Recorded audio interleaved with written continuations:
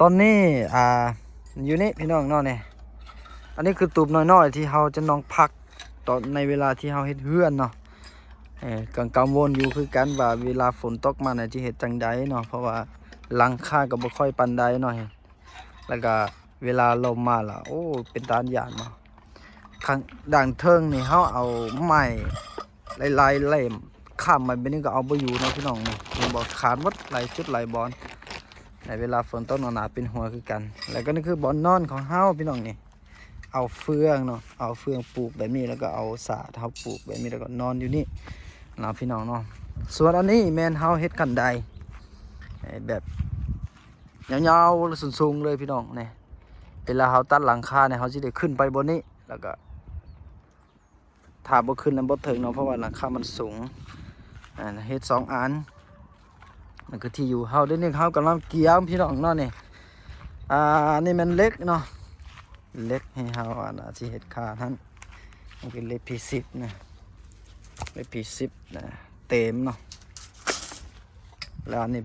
ก็เป็นเล็กเบอร์10นะเต็มคือกันและในไฟฟ้านะต่อแต่ท่านี้นี่ขึ้นใหม่ในเวลาที่เฮาลงสาวเพื่อนนะ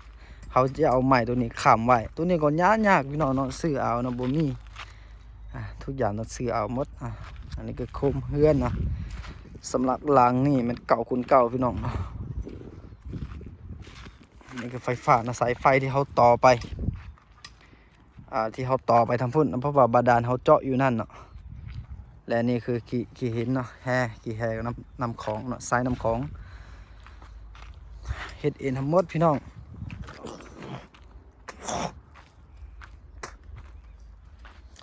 ส่วนผสมปูนผสมบนนี้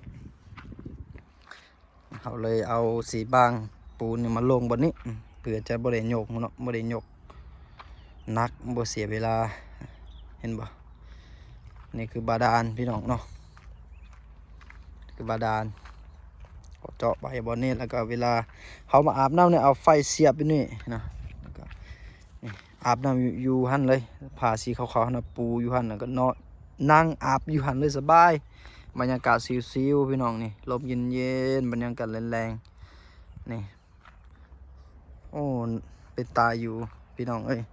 เวลาเฮาเฮ็ดเฮือนแล้วแม่นเฮาสิ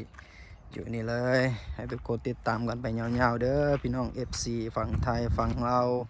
บอกว่าจะมาจากประเทศใดก็แล้วแต่ขอบคุณขอบใจหลายๆที่มารับชมเนาะแล้วก็ผู้ใดที่ยังบ่ได้กดติดตามก็อย่าลืมกดติดตามเด้อพี่น้องเด้อsubscribe please subscribe my channel เนาะพี่น้องเนาะนี่นอนอยู่นี่คนก็บ่หลายบ่มีไผเฮ็ดเนาะบ่มีเงินจ้างสร้างให้ค่อยเฮ็ดค่อยไปพี่น้องเนาะนี่อย่าลืมกดไลค์กดแชร์กดติดตามกับช่องเชนอาคาลาวเด้อพี่น้องขอบใจหลายๆเนาะนี่คือ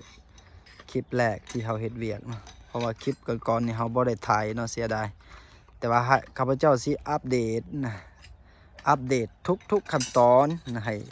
ท่านผู้ชมเนาะทาง FC พี่ๆน้องๆทุกคนในเบิ่งกันบ๊ายบายพี่น้องเนาะสำหรับคลิปนี้จบท้ายเพียงเท่านี้ก่อนเด้อพี่น้องเด้อ